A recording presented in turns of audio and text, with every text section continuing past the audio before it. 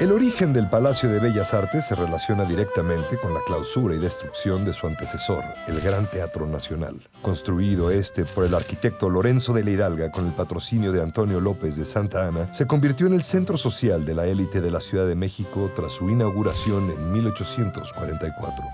El Gran Teatro Nacional lucía un elegante pórtico neoclásico ante el que descendían los espectadores desde sus carruajes. Contaba con un restaurante en uno de sus extremos y su elegante vestíbulo tenía dimensiones suficientes como para convocar elegantes bailes. Escaparate también del Progreso disponía de una moderna iluminación con gas. A pesar de lo majestuoso del edificio, el deterioro y las nuevas concepciones de la estética y del urbanismo durante el Porfiriato condenaron al Teatro Nacional a desaparecer. Fue demolido en 1901 para prolongar la avenida 5 de Mayo. Desde unos años antes de esa destrucción, el gobierno mexicano convocó a un concurso para el proyecto del nuevo Teatro Nacional que lo reemplazaría. Resultó ganador el arquitecto italiano Adamo Boari. Nacido en Ferrara en 1863, Boari había trabajado en la década entre 1880 y 1890 en Brasil y Chicago, ciudad donde adquirió su título de arquitecto y conoció las nuevas técnicas de construcción que empleaban el acero para reforzar las estructuras. Llegó a México con un proyecto distinto: la construcción del Palacio Legislativo, pero por su complejidad técnica no fue seleccionado. Sin embargo, el poderoso ministro de Hacienda, José Yves Limantour, coincidía con el gusto estético de Boari, por lo que fue comisionado para otras obras públicas importantes, como el Palacio Postal de la Ciudad de México y en 1901 como el arquitecto del nuevo Teatro Nacional. Boari pensó construir un espacio majestuoso para una ciudad en expansión que buscaba una identidad estética que la asemejara a las grandes capitales europeas y a la modernidad de las ciudades jardín de los Estados Unidos. La búsqueda del terreno para el edificio estuvo a cargo del ingeniero mexicano Gonzalo Garita, quien seleccionó la manzana donde se levantaban los vestigios del antiguo convento de Santa Isabel, a un lado de la Alameda y en el inicio de la calle de Plateros, hoy Madero, paseo preferido de la élite porfiriana. Las obras comenzaron en 1904, aunque la ceremonia de colocación de la primera piedra por el presidente Porfirio Díaz se realizó hasta el 12 de abril de 1905. Para los cálculos y la construcción del edificio, cuya estructura sería metálica de acuerdo con las tendencias de la arquitectura que se hacía en Chicago, fue contratada la casa Milliken Brothers de aquella ciudad, quien se encargaría de los cálculos y construcción del edificio.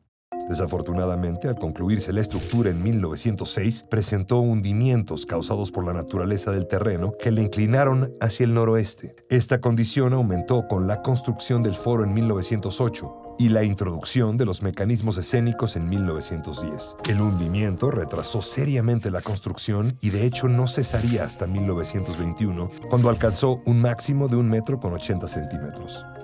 Mientras se levantaba la estructura, Adamo Boari encargó los trabajos ornamentales de mármol que la recubrirían en el estilo Art Nouveau que estaba en boga en Europa. En 1905 se seleccionaron las canteras del Cerro del Tenayo, ubicado en Tlalnepantla, así como las de Buenavista de Cuéllar en Guerrero para revestir la fachada de mármol. Para las cornisas, columnas y otros elementos decorativos se empleó mármol de Carrara. Las esculturas de la fachada se encomendaron a Leonardo Bistolfi y su taller en Turín, Italia. La herrería se encargó a Alessandro Mazzuccotelli de Milán. En muchos detalles de su decoración, Boari incluyó elementos mexicanos como nopales, serpientes y grecas inspiradas en las ruinas de Mitla y, por supuesto, la cabeza de su querida perra, Aída. En Madrid se le encargó al escultor Agustín Querol el grupo de los Pegasos que originalmente lucirían en lo alto, más las fuentes monumentales de la plaza que nunca se elaboraron. Al artista húngaro Géza Marotti se le encomendó en 1906 el remate de la cúpula, que representa al águila mexicana con la comedia, la tragedia, la música y la poesía, además del plafón luminoso con Apolo y las musas y el arco mural sobre el escenario que muestra el arte teatral a través de las eras en el interior del edificio. El elemento decorativo más impresionante del teatro es, sin embargo, el afamado telón de cristal que representa el Valle de México y es obra de la casa Tiffany de Nueva York. El presupuesto original se agotó en 1907, pero Limantour procuró nuevos fondos para concluir la obra. A pesar de ello, debido a los mencionados problemas estructurales, el nuevo Teatro Nacional no se concluiría ni en la fecha proyectada de 1908, ni tampoco en 1910, para las fiestas del centenario de la Independencia.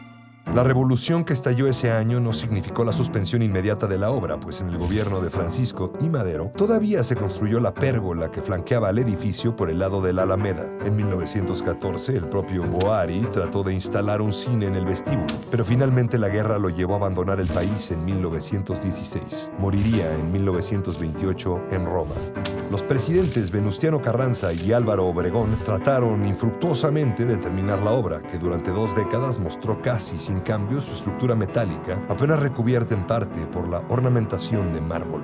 En 1930, el ingeniero Alberto J. Pani impulsó el proyecto de conclusión ante el presidente Pascual Ortiz Rubio. 2 años después, el gobierno seleccionó al ingeniero Federico Mariscal para terminar la obra. Mariscal abandonó la decoración modernista de su predecesor para adoptar en el interior del teatro el novedoso Art Deco, con sus decoraciones geométricas y elegantes. Mariscal contrató al francés Edgar Brandt para ejecutar la ornamentación en mármol rojo de Querétaro, negro de Monterrey y ónix oaxaqueño, además de granito noruego. El nuevo proyecto incluiría detalles neoindigenistas como los mascarones del dios Tlaloc, siguiendo el nacionalismo de la época. El proyecto de Mariscal estaba pensado para un México muy diferente al porfiriano, por lo que se suprimieron los salones de baile y fiestas para dar sitio a las salas del Museo Nacional de Artes Plásticas en el 2º y 3er piso, más la construcción de pequeñas salas destinadas a presentar música de cámara y conferencias. También se incluyó aire acondicionado y se redujo la carga ornamental de la sala principal. Así, el denominado a partir de entonces como Palacio de Bellas Artes buscó convertirse en el principal escenario artístico del país, pero no por eso alejado de las funciones de educación popular que enarbolaban los gobiernos posrevolucionarios. El 29 de septiembre de 1934, el Palacio de Bellas Artes fue finalmente inaugurado por el presidente Abelardo L. Rodríguez, en una gala doble que incluyó el estreno de la Sinfonía Proletaria Llamadas de Carlos Chávez y la puesta en escena de la comedia La Verdad Sospechosa de Juan Ruiz de Alarcón, protagonizada por la diva María Teresa Montoya.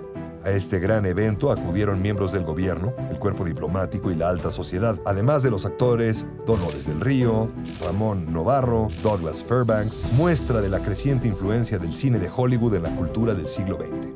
La ornamentación interior del Palacio de Bellas Artes se enriqueció también con la obra de los más destacados muralistas mexicanos. José Clemente Orozco y Diego Rivera realizaron 2 murales en el oriente y poniente del 2º piso, a los que posteriormente se unirían pinturas de David Alfaro Siqueiros, Rufino Tamayo y Jorge González Camarena.